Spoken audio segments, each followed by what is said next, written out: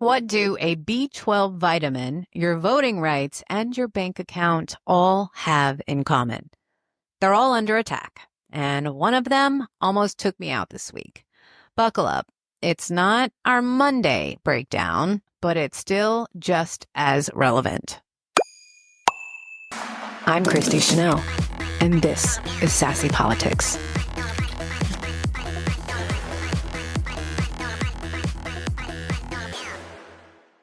Welcome to this week's weekly breakdown. I know. Usually you hear from me on Monday. But real talk, a rogue B12 vitamin had other plans. One second I'm trying to be healthy. The next second I can't breathe. I am fighting for air and thinking, so this is how it all ends. Really? Over a vitamin. But the universe wasn't done with me yet, and honestly, it's a good thing because when I finally caught my breath, I realized something. Our democracy is choking too. Between the SAVE Act, Texas doubling down on voter suppression, new executive orders gutting financial protections, and attacks on civil rights, you'd think someone wants to suffocate progress altogether. So today, we're breaking it all down. The war on your right to vote, the quiet rollback of women's and minorities' financial freedom, Canada's election lessons, and whether protests on the Capitol steps are enough anymore. It's going to be a ride. Let's breathe deep and get loud. It's time for our weekly breakdown. Because sometimes life punches you in the throat. Literally. I had a full-on Final Destination moment this week when my B12 vitamin squirted straight down the wrong pipe. Couldn't breathe, couldn't talk, couldn't move. It took me out. Like, I have to tell you that I don't know that I've ever experienced anything like that. And I hope never will again. It was very traumatic. I went into the cabinet like I normally do to get my vitamins, my vitamin D, just everything that I take in the morning, including my B12 syringe. You know, I squirt it under my tongue. It's all good to go. It's like a half a syringe or whatever. All good. Not so much. Yesterday morning, I squirted it and somehow, I guess it went down the wrong pipe and I could not breathe. I'm talking type of breathing. I couldn't do it. It was terrifying, and somewhere I got a little bit of sanity and thought, you can breathe through your nose. That's what I did, and it was terrifying still. My daughter ended up waking up, coming out and going, oh my God, are you okay? Are you okay? I still don't know how I choked on liquid, and I will be more cautious when it comes to that little syringe choking me to death. It took me out so much that I couldn't film a podcast episode yesterday. It was, I can't explain it. There are no words, so I'm not going to try. Just know and be safe with those syringes, okay? Be safe. That's my PSA for today. So yeah, I missed Monday, but trust me, I didn't miss a damn thing out there. And today we're unpacking it all. Deep breath. Let's get into it. The SAVE Act, Federal Voter Suppression in Plain Sight. And I'm sure you'll argue with me about it. But hey, sometimes, unfortunately, you're gonna have to see it for yourself. So for now, I'm just gonna put the pieces of the puzzle together. And hopefully it may open your eyes to some things. That's all I can do, right? First up, the SAVE Act. Cute name, right? Sounds like it's about saving democracy, but it's really about strangling it. The SAVE Act would force Americans to provide documentary proof of citizenship to vote in federal elections. And here's the kicker. It's not about illegal voting.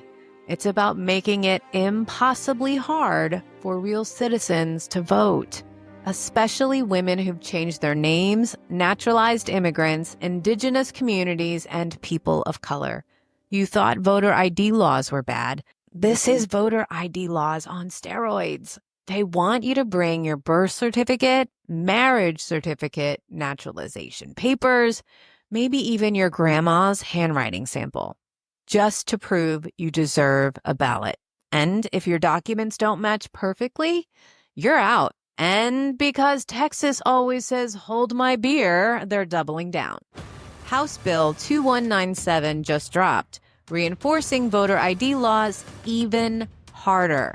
It targets voter registration drives. It adds extra scrutiny on naturalized citizens. It's the SAVE Act, but with a Texas twang. If the federal attack doesn't get you, your own state will. And if you're wondering who this affects most, it's women, it's minorities, it's first-generation citizens. It's the voices they're most afraid of. And you know what?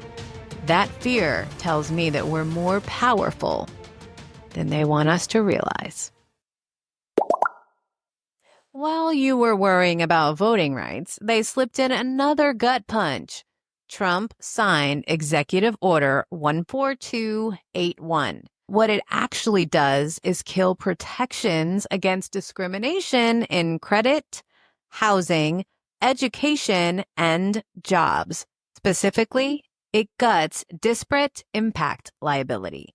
The rule that says even if you didn't mean to discriminate, you still can't have policies that functionally harm women or minorities. Without it, banks can deny women loans again. Employers can build hiring systems that leave minorities out and say, oops, not intentional. This is how systematic discrimination creeps back in through the side door while everyone's looking at the front. They aren't just trying to control where we vote. They're trying to control where we live, how we work, and whether we can breathe financially at all. Control the money, control the freedom. Every time. Meanwhile, Canada watched the U.S. circus and said, no, thank you. In their snap election this weekend, the Liberal Party under Mark Carney secured a majority. Canadians basically ran, not walked, to protect their democracy. They watched Trump flirt with the idea of annexing Canada as the 51st state, and they said, hell no. Honestly, I wish more Americans voted like their lives depended on it, because they do. And then we had the sit-in at the Capitol. Cory Booker and Hakeem Jeffries led a 12-hour protest against GOP budget cuts. Cuts that would gut Medicaid, education, and voting access. Here's where I'm torn. I love the symbolism. I love the fight. But I also know performative politics when I see it.